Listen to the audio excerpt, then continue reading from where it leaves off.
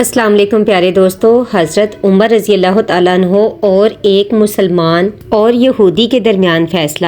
میرے نبی پاک صلی اللہ علیہ وآلہ وسلم کائنات کے زمانہ اقدس میں ایک یہودی اور ایک منافق کے مابین کسی بات پر تنازع پیدا ہو گیا۔ دونوں آپس میں جھگڑنے کے بعد انصاف حاصل کرنے کی غرض سے میرے نبی پاک صلی اللہ علیہ وآلہ وسلم کی بارگاہ اقدس میں حاضر ہوئے۔ میرے نبی پاک صلی اللہ علیہ وآلہ وسلم نے دونوں کی گفتگو سن کر یہودی کے حق میں فیصلہ دے دیا۔ جس شخص کے خلاف فیصلہ ہوا اس نے کہا کہ حضرت عمر رضی اللہ تعالیٰ عنہ کے پاس چل کر ان سے فیصلہ کرواتے ہیں۔ یہودی نے کہا اب عمر کے پاس جانے کی کیا ضرورت ہے، فیصلہ تو ہو چکا ہے۔ وہ شخص نہ مانا اور پھر دونوں حضرت عمر فاروق رضی اللہ تعالیٰ عنہ کے پاس پہنچے۔ یہودی نے مداخلت کرتے ہوئے کہا کہ اس سے پہلے اس بات کا فیصلہ حضرت محمد صلی اللہ علیہ وآلہ وسلم یہ فرما چکے ہیں اور انہوں نے یہ فیصلہ میرے حق میں کر دیا ہے، مگر یہ میرا ساتھی اس فیصلے سے مطمئن نہیں ہے، اس لیے مجھے لے کر آپ کے پاس آیا ہے۔ تو حضرت عمر فاروق رضی اللہ تعالیٰ عنہ نے یہ بات سنی تو فرمایا اچھا ذرا ٹھہرو، میں ابھی آتا ہوں۔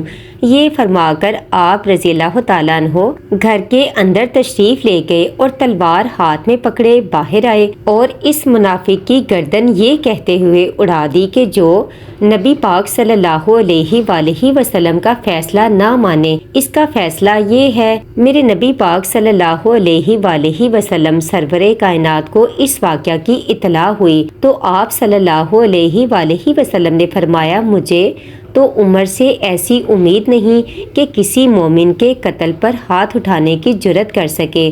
اس کے بعد پھر اللہ پاک نے بھی یہ آیت مبارکہ نازل فرمائی، چنانچہ اس شخص کا خون رائگاں گیا اور حضرت عمر رضی اللہ تعالیٰ عنہ بری ہو گئے۔ ایک مرتبہ خاطب بن ابی کے غلاموں نے مدینہ کے ایک شخص کا اونٹ چوری کر لیا۔ جب یہ غلام پکڑے گئے تو ان کو امیر المومنین حضرت عمر فاروق رضی اللہ تعالیٰ عنہ کی بارگاہ میں پیش کیا گیا۔ جب مجرموں نے اقرار جرم کر لیا تو حضرت عمر رضی اللہ تعالیٰ عنہ نے کثیر بن سلط رضی اللہ تعالیٰ عنہ کو حکم دیا کہ ان کے ہاتھ کاٹ دیے جائیں، لیکن ابھی کثیر بن سلط اس حکم کی تعمیل میں آگے بڑھے ہی تھے کہ آپ نے ان کو واپس بلایا اور فرمایا اللہ کی قسم اگر میں یہ نہ جانتا کہ تم لوگ غلاموں سے کام لیتے ہو اور پھر ان کو اس حد تک بھوکا مارتے ہو کہ اللہ کی حرام کی ہوئی چیزیں ان کے لیے حلال ہو جاتی ہیں تو میں ضرور ان کے ہاتھ کٹوا دیتا۔ اس کے بعد حضرت عمر فاروق رضی اللہ تعالیٰ عنہ نے اپنا چہرہ مبارک عبد الرحمن بن حاتب کی طرف کیا اور فرمایا اللہ پاک کی قسم اگر میں نے ان کے ہاتھ نہیں کٹوائے تو میں تم پر ایسا تاوان ضرور ڈالوں گا جس سے تمہیں تکلیف ہوگی۔ اس کے بعد آپ نے مدینہ کے اس شخص سے پوچھا جس کا اونٹ چوری کیا گیا تھا کہ اے مزنی تمہارا اونٹ کتنی قیمت میں تم سے خریدا جا سکتا ہے؟ اس نے جواب دیا امیر المومنین 400 درہم میں۔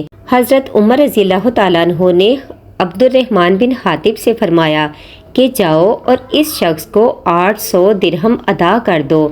اس کے ساتھ ہی آپ نے چوری کرنے والے غلاموں پر حد معاف فرما دی، اس لیے کہ خاطب نے ان کو بھوکا مار کر چوری کرنے پر مجبور کر دیا تھا۔